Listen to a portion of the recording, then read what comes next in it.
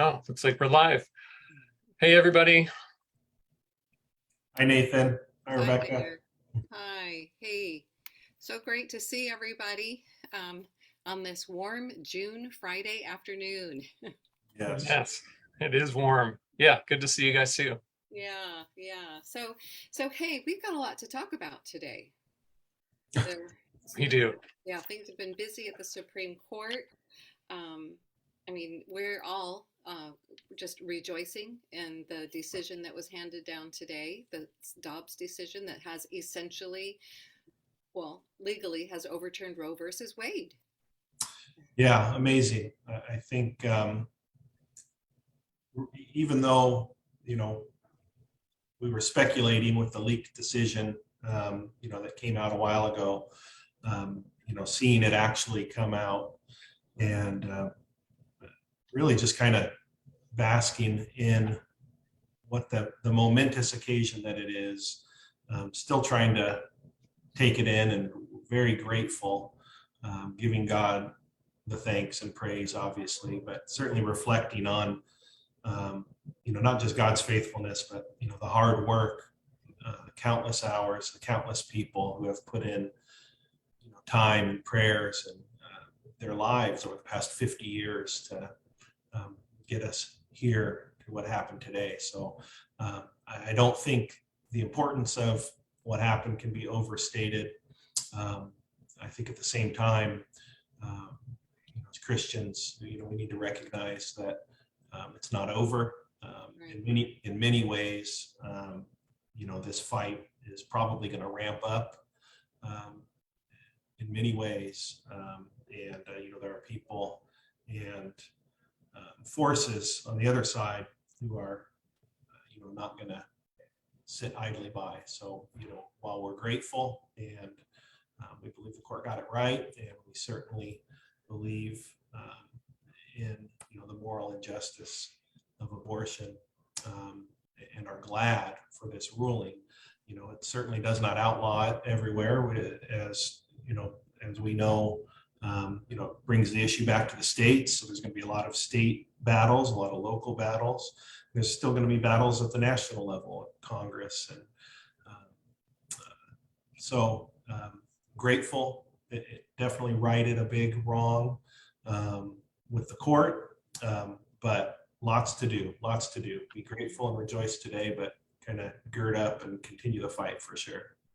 My sentiments exactly. I mean, our staff, as we were chatting about this today, it was just, this is such a momentous occasion, as you said, and yeah, we have a huge battle ensuing here in California. Right. And so, not to minimize anything that's going on, but Chia has been standing with California Family Council, and we've been a co-sponsoring organization for the California March for Life the past 2 years, and Lord willing, we'll continue to be able to do that. But yeah, this is essential that we continue to stay in the fight, rejoice, but stand our ground. So Absolutely. Yeah. You mentioned, Rebecca, that California's, we're in the middle of things here, obviously, with a range of things, but of course, with this issue, there's, I believe, 14 bills right now prepped to deal with this issue in California, including a state constitutional amendment. So you can be in prayer for those things, and certainly there's room for getting involved in those, as you said, to stay involved in the battle on this issue. It's very important that we not just take this and say it's done, because it's certainly not. And as long as we're still waiting for Christ to return, we will continue to need to battle evil in this world. So yeah, we're really, really grateful for this victory, though, today. It's incredible. Yeah, amen. Sure is. So there was another decision that was made public a little bit earlier in this week, and which way do we go with this? Is it a school choice issue, or would we call it a religious liberty issue? I mean, I'm talking about the Carson versus Make It case? Yeah. So it's a little a little bit of both, but I think it's more of a religious freedom case. And I mean, really, what a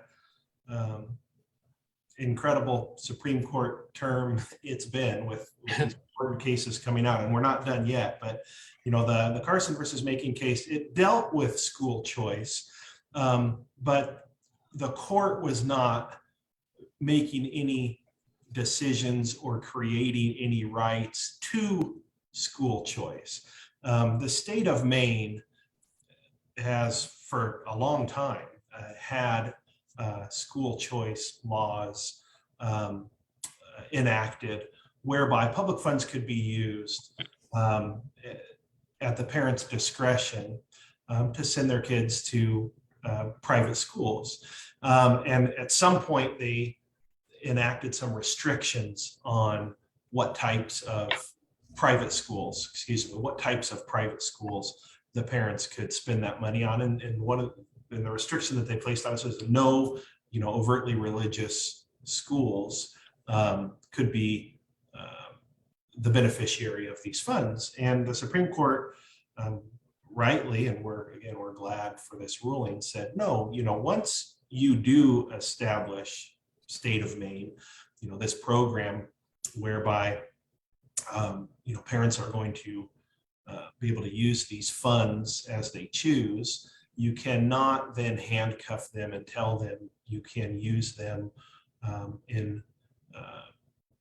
to support certain schools so long as they are not religiously affiliated. So once you have the program, the court said, you cannot have a discriminatory restriction on what types of schools. Again, in this instance, it was barring private, not just Christian. There were some Jewish schools, and there were other religious schools at play here as well. The court called that discriminatory. And so it is, it's an important win, but it's really a win for religious freedom, and really against the state or the government discriminating on the basis of religion, more than I think it is a school choice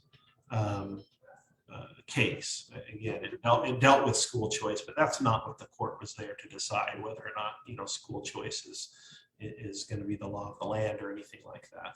Okay, so Nathan, why is this not a huge victory for school choice, so to speak? Or why, I get the religious liberty, absolutely, and that's wonderful. And I did not understand the distinction, but yeah. So the state of Maine already had a program established, and that wasn't what was at stake in this case. It wasn't whether or not the state of Maine's program can exist or not. It was, can they discriminate on the basis of religion? And so that's important, because whether we're talking about Maine or any other state, if the government is going to oversee something or be involved in any way, whether through legislative restrictions or regulations, whether there's money involved or not, the government can't be giving one set of restrictions to religious schools and another set of restrictions to non-religious schools. Mm-hmm. And I think that this case really is important in backing up that principle. So there were a lot of people that thought, wow, this means ESA funds, this knocks down that one argument about we saw the ESA initiative this past year. And there were a whole slew of school choice bills taking place across the country. But one of the big arguments was, well, you're not going to be able to, use public funds for sectarian education, and saw this as being knocking that barrier down. Does this change anything there? Well, I suppose you could say, in a sense, it might have some impact on it at some level, but you're still going to see restrictions go with government money. Okay. it's just maybe going to be handled. It would be required to be handled universally across the board, as opposed to specific regulations for specific groups. Yeah. Mhm. Is that fair, Ron? I was just going to agree with you, Nathan. Okay. That's exactly right. It's basically what this says is that if, California ever decided to have school choice, they could not restrict it only to, non-sectarian private schools. They could not do that. Mhm. What this case does not address is the state making, universal rules and regulations that apply equally to all recipients of those funds. And what Maine got wrong is that they had a clear discrimination against religious schools, and that's what this court addressed and properly struck down. Okay, so this doesn't mean that there will suddenly be no restrictions or regulations on government funds on an ESA, or on any kind of a school choice bill. Right. There's still going to be accountability to the government. There's still going to be the potential for greater regulation as time goes on. Right. Yeah, it doesn't change the fact that private education is private education, or should I say privately funded education is private education, Mhm. and publicly funded education is going to be publicly controlled education. That stays the same. Yeah, right. Okay. Thanks for clarifying that. I appreciate it. I know there have been a lot of questions about that. Yeah, and just to put a final button on it, Rebecca, I mean, I think that clearly it should be understood that, this has no effect at all on how things currently work in California. Right. That's Okay. true. Yeah. There's Okay. nothing will in any way from this case affect what is currently happening here. All right. Good. That's a good button up right there. Yeah. But you had said, John, earlier that there is another decision that you're waiting for, that we are waiting for in relation to religious liberties. Yeah, so again, this has been really it's a very historic term already with the Supreme Court, but they're not done yet. So there is a case, religious liberty case, that is set to come down really within the next few days out of Washington. Kennedy versus, I think it's Bremerton School District, and a high school football coach, public school, was fired because he would silently, without asking or requiring students or anybody else to join him, after football games, would go down and kneel in the 50-yard line of the football field and say a silent prayer, and that was it.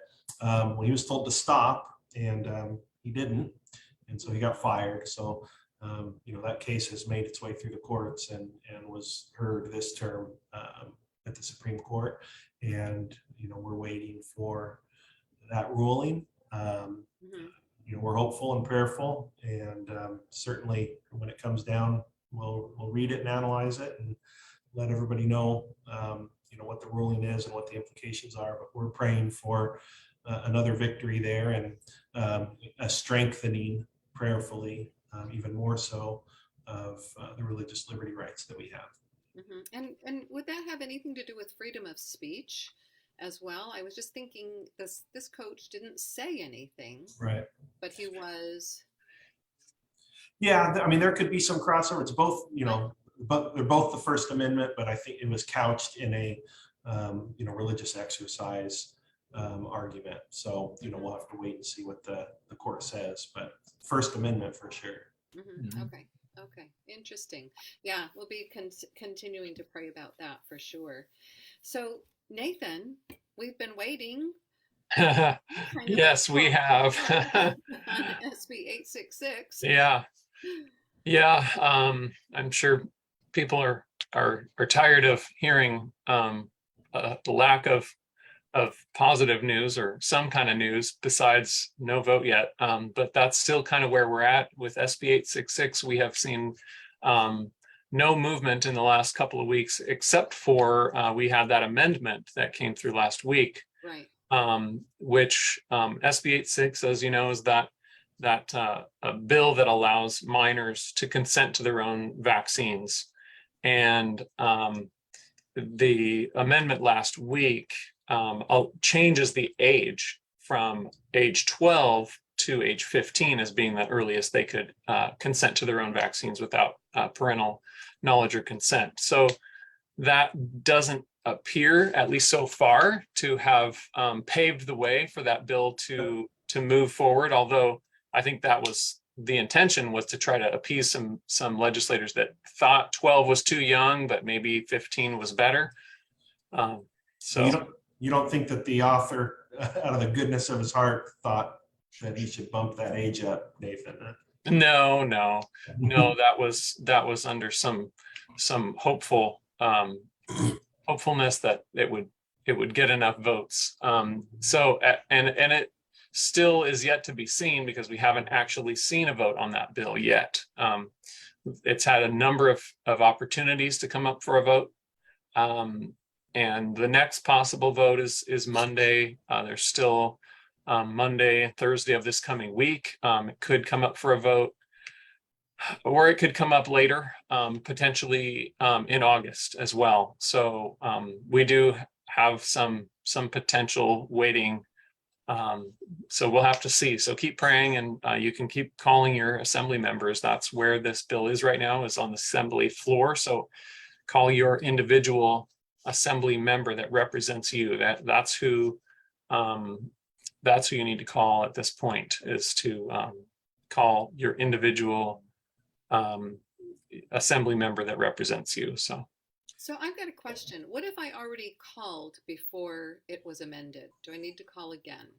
It wouldn't hurt. Yeah, it's always a good idea to reestablish your position on a bill after it's amended. Great question. Okay. In fact, if a bill is in committee and you have sent in a letter on a bill and then it gets amended, that committee will actually delete you off the list of opposition or support for a bill if it gets amended. So it's really important that when a bill is amended, that you reestablish your position on the bill by calling again. Okay. All right. Great. Well, we have another phone call to make then. I would encourage, Nathan, I've really been enjoying, seeing your Instagram posts, and I would encourage everybody that's interested in this bill and others to follow Family Protection Ministries accounts, and particularly Instagram account, where I've been going and checking in with you after each session, seeing if anything happens. And you look very busy at the Capitol right now, but I've enjoyed, getting your updates. So I would encourage everybody to do that. It's a pretty awesome resource to kind of get a, little report at the end of the day on what's happened. So I go to you, Nathan, to get what's happening. Yeah, absolutely. And so have you been more busy than usual lately? Well, that's a good question. It's a busy time of year. So it's not busy. It's not more busy than usual for this time of year, but it is the busiest time of year. There's a lot of deadlines right now. A lot of bills are coming up to a deadline, but because of that also, and any last minute ideas that legislators have can get put into a bill in what they call a gut and amend, which is happening a lot right now, which a gut and amend is where they take a bill that isn't moving forward, or they decided not to go forward with it, and they say, okay, I have another idea that I want to put into this bill. So they take everything that was in that bill out of it, and they put in a brand new bill. And they do that because the deadline for introducing new bills already passed. So this is their way of kind of getting around that, is they have another bill that they have in their portfolio already, and they don't want to use that one. So they're going to take that number and put new content into it to move it forward. So I've been real busy with reviewing a lot of those, and just making sure that that doesn't impact us. But there's also a number of other bills that we've been following that have been getting amendments, and some of them multiple amendments. Oh, For example, that kindergarten bill, Right, the yeah. kindergarten bill that we got our amendment language into last year, right. that exempts private schools from the mandatory kindergarten. That bill was amended a couple times recently, and we had to make sure that that stayed the same, and it has. Our amendment language is still in there, so we're grateful it still only applies to public schools. So there's a number of bills that are going through, and it's that time of year, so it's busy. And do you think you'll get some time off in July? Oh, I hope so. That's kind of contingent on budget negotiations, which the last I heard, they're supposed to finish that up today. That's yet to be seen. We'll find out how that goes. But if they don't finalize a budget by the end of this month, then they're supposed to work into July. But normally, if they finish the budget on time, they take July off, which is wonderful. Yeah. And I get to take some time off in July because of that. So you could be praying for that. Okay, to pray for Nathan and company to get a vacation. Yeah, if I support that. If Nathan gets a vacation, that means no lawmakers are causing problems. So Nathan's vacation is good news for all of us. That's right. Yeah. Yeah. Okay. Well, thank you for that update. And I kind of wonder with the SB 866 with the vaccine bills, what had happened with that kindergarten bill? It kind of fell off of all of our radars. And, Right. And with this suite of pro-abortion bills, there's still a lot going on. California legislature is notoriously busy. So yes. Yeah, thank you for your hard work. I appreciate it, Nathan. Certainly. So there's one more thing I want to talk about, and that is our research project. Now, we talked about this last month, the fact that we have been able to launch, I shouldn't say launch, I should say publish California state-specific research. We talked about that. We've been talking about this for a couple of years. We have a significant body of data, and we were able to hand it over to a trusted researcher who analyzed it, and now we have a research paper on homeschooling in California. And we talked about the results in that, right? Yes, we did. Yeah. And we unveiled that at the convention, at our annual convention. But we're still moving on. I just want everybody to know that we still have 3 weeks left of testing dates. So if your student would benefit, or if your family would benefit from doing standardized testing, we'd appreciate you ordering your tests through our portal and participating in our research. This is going to be an ongoing program with CHIA and Family Protection Ministries, working in conjunction with Bob Jones University Press Testing and National Home Education Research Institute.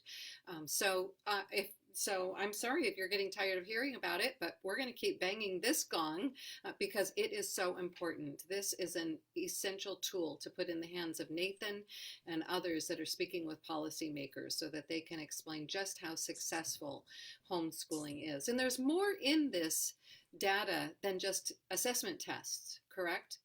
Nathan? That's right. Yeah, we have a number of data points that we're collecting information on, and it's really, really helpful because the questions that we're asking in the survey come directly from questions that we have been asked by legislators and their staff. So we're addressing specific questions that drive policy in Sacramento and across the country. So we're working with National Home Education Research Institute to make sure that we're asking good questions that will answer challenges that have been posed by legislators that would like to see more regulation for homeschooling. So this will aid us in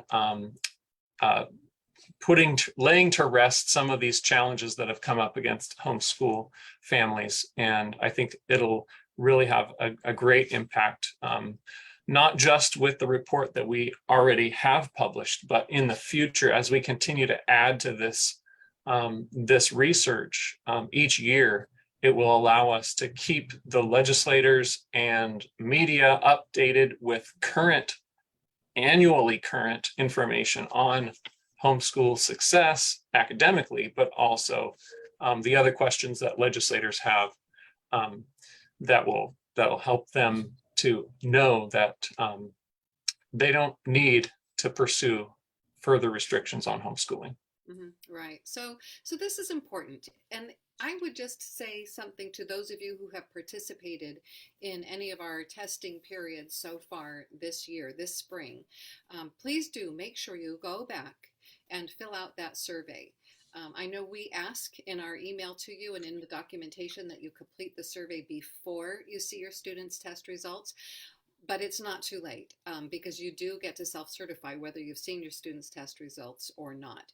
So it's important. And we do not see, you're maybe wondering, why are you not talking to us personally? It's because this data is anonymous. So Right. We can send you emails, but we don't know who you are.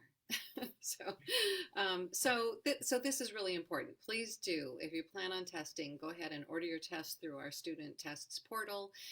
Fill out the family survey, and you know that you could be a part of protecting homeschool freedom. And another wonderful byproduct of our success here in California is that our California students are now part of a multi-state research project. So not only will you be helping to protect homeschool freedom here in California, but this has the potential to become a nationwide study as well. Right, right.